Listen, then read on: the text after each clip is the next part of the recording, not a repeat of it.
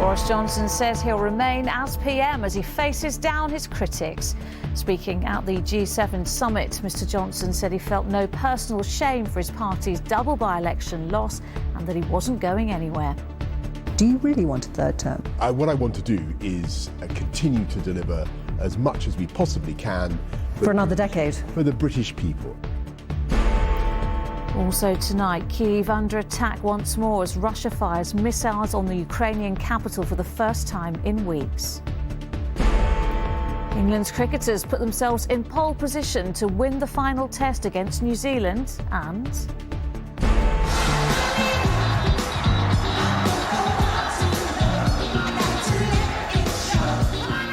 as Glastonbury draws to a close, Diana Ross joins the list of legends at this year's festival.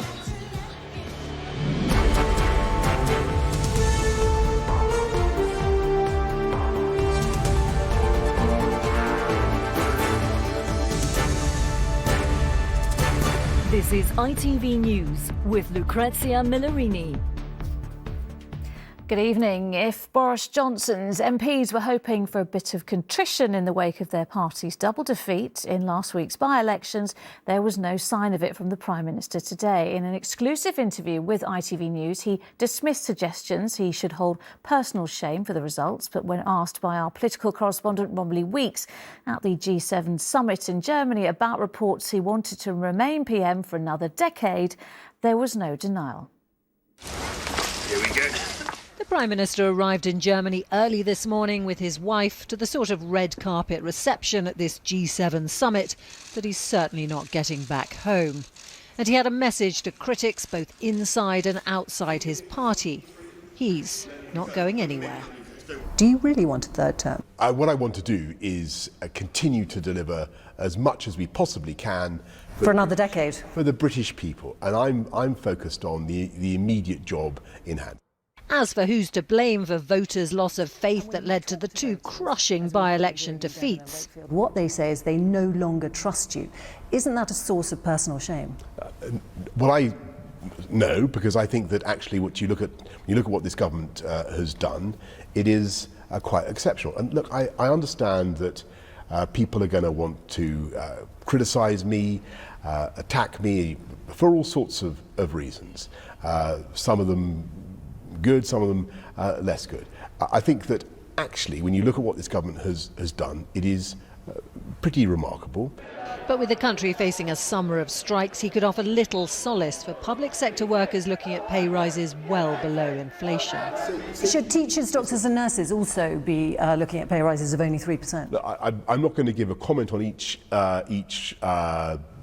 offer or suggestion that the pay review bodies may make, but what I would say to you is that at a time when you've got inflationary pressures in an economy, there's no point in having pay rises that just cause further price rises. You say you understand the cost of living pressures people are facing. There are reports that you wanted to build a £150,000 treehouse for your son at Chequers. Did you? There is no such structure. All sorts of allegations are made about. But did you want to build one? All sorts of allegations are made about my family and my private life, and you know, Romilly, in 25 years or however long it is now, I've never talked about that. What I will talk about is the jobs. You won't deny that you want to build. If you look at the infrastructure that I have built, then I'm very, very proud of it. He was far more at home talking about Ukraine, including this banter about taking his jacket off to show he's tougher than Putin. His rather more serious aim of this summit is to make sure fellow G7 leaders stay united in support of President Zelensky. No easy proposition itself, and one that's not going to quieten the sound of knives sharpening for him back home. Romilly Weeks, News at 10 at the G7. Well, Romilly, how will the Prime Minister's comments have gone down with MPs back home? Well, not very well, Lucrezia, and you have to question the wisdom of talking up the prospect of a third term off off the back of that massive election drubbing. There are plenty of MPs who are wondering when or whether to wield the knife, and this might just push them over the edge. I've had messages from disbelieving MPs asking how can he be talking up a third term when it's by no means certain he can get to the end of his first. On Ukraine, there is a real sense of personal zeal, of a determination to back President Zelensky. He told me that he'd like to be able to offer him a state visit, for example, at a point when he is able to travel. And his driving aim of this summit is to ask other G7 leaders to make a big push of military support for Ukraine. By no means an easy feat itself, when there are signals that amongst some leaders they are questioning how long they can carry on supporting a protracted war. All right, Romilly, thank you. Well, as G7 leaders attempted to show a united front against Russia in Germany, in the Ukrainian capital, Kiev, a series of rocket attacks broke the uneasy calm. 2 apartment blocks among the buildings struck, killing 1 person and injuring many others. From Kiev, John Ray reports. For the best part of 3 weeks, Ukraine's capital has been spared the worst of Russian aggression. But today, a clutch of cruise missiles flew towards Kiev. One destroyed a 9-floor apartment building. It was early morning. Many sleeping residents were trapped inside. Rescue workers toiled for hours to dig out survivors, including this 7-year-old girl, whose mother, a Russian citizen, was among the injured, while her father lay dead under the rubble. Her grandmother's anguish was all too raw. This neighbour told us she heard 3 explosions and then a 4th, almost deafening. The whole house was shaking. My child woke up and wouldn't go back to sleep. I mean, you must have been terrified. Very scared. I speak of it now and I get chills. The attack took place ahead of G7 and NATO summits, tests of their commitment to Ukraine. The timing perhaps no coincidence. If these strikes were designed to send a message from President Putin to Ukraine and its Western allies, then the meaning could not be clearer. That he is determined to prosecute his war, whatever the cost. This woman had just escaped to Kiev from Severodonetsk, the trauma of conflict tracking her from the eastern city that has now fallen to Russia. His defense minister handed out medals to his troops. He told them they had glorious deeds ahead for the fatherland. Ukraine's president will address both summits to make the case for more military aid. No Russian missiles, no strikes can break the spirit of Ukrainians. And each of their missiles is an argument in negotiations with our partners. It is not clear whether the attack on Kiev marks the start of a new, sustained air offensive, but it is a reminder of the reach of Moscow's missiles in a war that continues to test the endurance of all sides. John Ray, ITV News, Kiev. Some breaking news, and police in Birmingham tonight say they are dealing with a significant incident in the King's Standing area of the city. It follows an apparent explosion that has destroyed a house. A large number of ambulances are said to have been sent to the scene. West Midlands police say there have been casualties, but numbers and their severity is unknown. The Prince of Wales is facing questions over a payment he received from the former Prime Minister of Qatar. It's reported that on one occasion, the heir to the throne received €1 million in cash in a suitcase. Well, Clarence House says the money went to Charles's charities and that correct procedures were followed.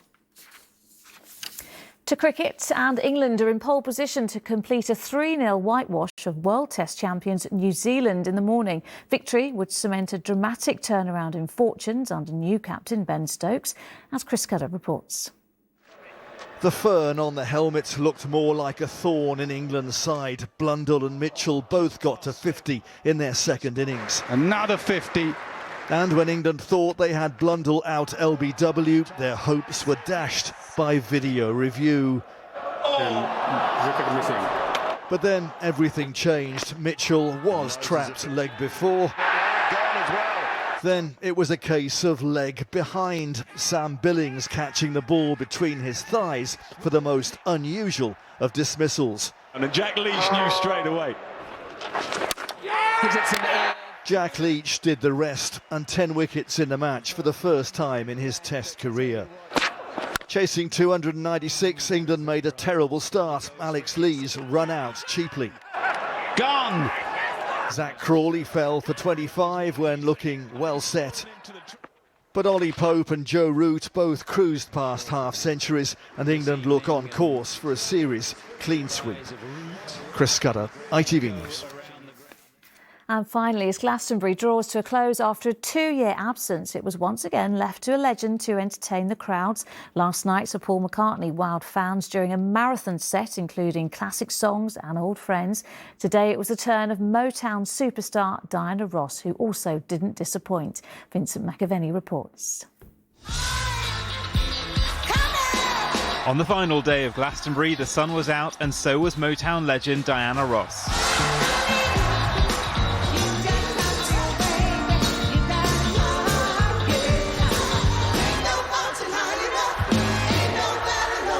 At 78, she played a career-spanning greatest hits show, drawing some of the biggest crowds of the festival. Saturday night saw Paul McCartney become the oldest ever Pyramid Stage headliner. He once sang about a quiet, retired life when he was 64, but at 80, the former Beatle still commanded the stage. Not that he needed to share the stage, but some friends helped him out. Now I've got a little surprise here for you. First, Dave Grohl from the Foo Fighters. Then the boss, Bruce Springsteen.